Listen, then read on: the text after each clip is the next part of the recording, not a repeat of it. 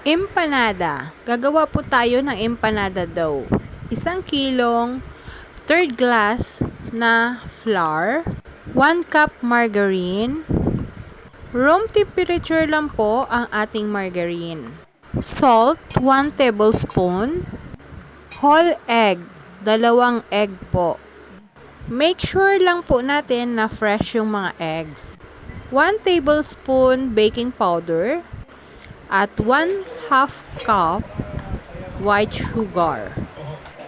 Halu-haluin po natin at habang naghahalo, ilagay po natin ang water. 2 cups po. Huwag natin biglang ibuhos ang water kasi po ang flour, iba-iba po ang kanilang klase ng pag-absorb ng water. Siguraduhin lang po natin na malinis ang ating mga kamay habang hinahalo po natin ang ating dough. Pag na-met na po natin ang kanyang consistency, balutin na po natin siya sa plastic o cling wrap para po ilagay po natin siya sa refrigerator for 2 hours or more. Sa pagmamasahan po natin, maglagay po tayo ng konting flour. Sa pamagitan ng ruling pin po, mafa-flattened ang ating dough. Pero bago pa man, hatiin lang po muna natin kasi maliit lang yung ating space. Itabi po muna natin yung isang part ng ating hinati. Para yung isang portion, yun po ang ating ipa-flatten. Umpisahan na po natin ang pa-flatten ng ating dough.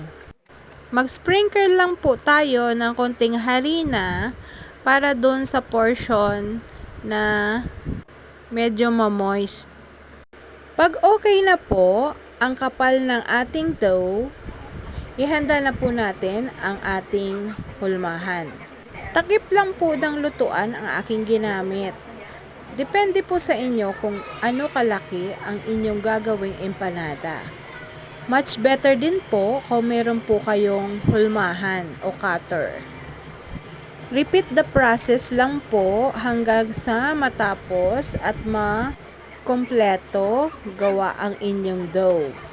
Ayan po, pagkagawa ko po ng bilog, isit aside ko na po yan. Lahat po ng dough, ginawa ko muna. Ayan po, sinalansan ko po yan sa tray. Ang natira, gawin po natin ulit, ipa-flatten lang po natin ulit, repeat lang po natin ang process hanggang sa matapos. Ayan na po, chicken empanada po yan ang aking gawa. Ready to bake or fry.